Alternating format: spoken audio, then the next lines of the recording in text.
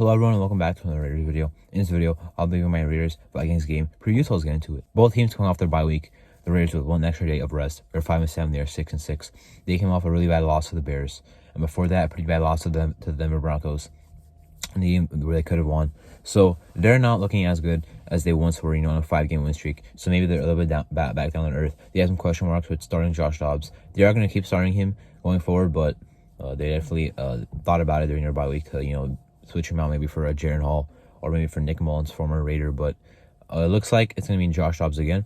And Justin Jefferson will be back, his first time back since week 5.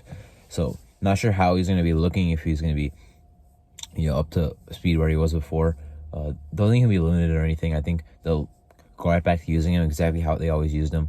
So got to watch out for him. We don't have really the one corner to stop Justin Jefferson, but we do have the secondary to stop Justin Jefferson. No Marcus Peters anymore, obviously. Jack Jones, I think, will be starting now. So the main focus on this game really is just limiting Justin Jefferson, because he is, the best offensive player, the best player overall, and probably the best wide receiver in the league. I know Tyreek Hill's had a great season, but I think Justin Jefferson is the best in the league at that position. So got to watch out for him. We play a lot of zone, obviously.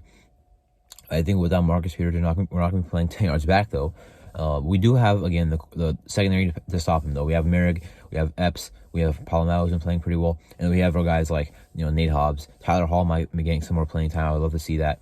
Amik Robertson, obviously. Brandon Faison is finally healthy and ready to come back. I don't think he'll be playing this week. We have not activated him, so I think he'll be back maybe next week against the Chargers.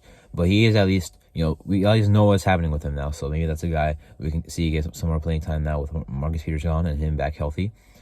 Now, aside from Jefferson, they still have some nice guys. Jordan Addison has had a really nice season, a lot of touchdowns. Osborne's been all right in the slot for them. But, of course, T.J. Hawkinson, that's a really good weapon right there. Has 80 catches on the season. They get him involved all over the field, so we got to be able to watch out for him, because we have not been that good against tight ends this year. Spillane in there can cover it now. Diablo has been all right, I guess, in coverage.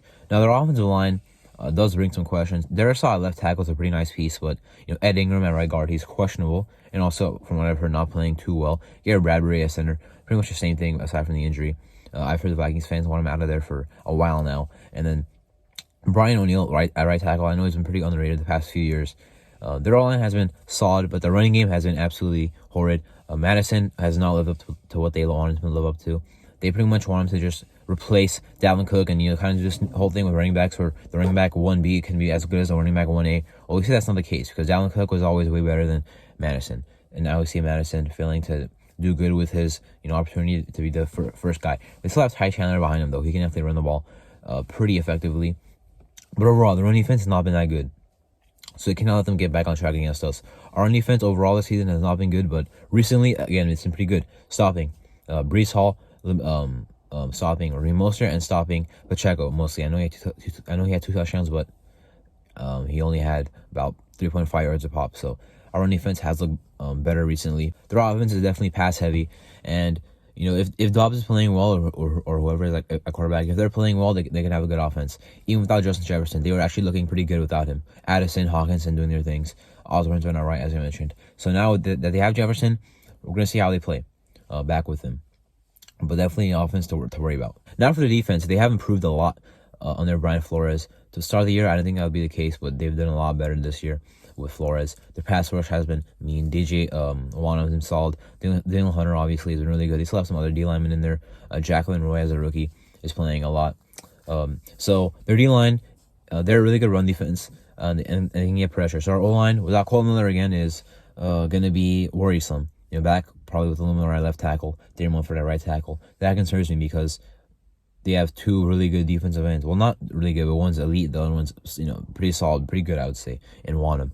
They have the pass rush. That worries me. The run defense is also good, which worries me. So winning the trenches with our offensive line concerns me in both phases, in running the ball and passing the ball. Now, if we do get past the defense, it's going to be probably through the air, because their secondary has been kind of iffy. Byron Murphy has had some nice stats, but he gets targeted a lot. He gets beat a lot as well. Caleb Evans is the other corner. That's not really someone I would worry about.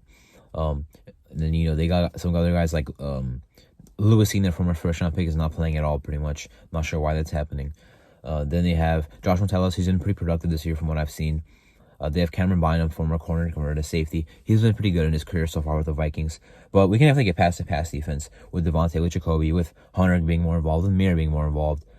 With Trey Tucker being, still kind of in the same area, but still a guy that defenses have to worry about. So our offense, can we actually play, well the whole game? Even though Minnesota does, do some nice things on defense, we had 0 turnovers against Kansas City and allowed 1 sack. So I'm hoping we can do something similar in that regard. But we still have to be able to actually move the ball and score more points, and not score 3 points in the second half. So can our offense sustain success? We had a whole bye week to, get new plays in there, get practice old plays that were already in there.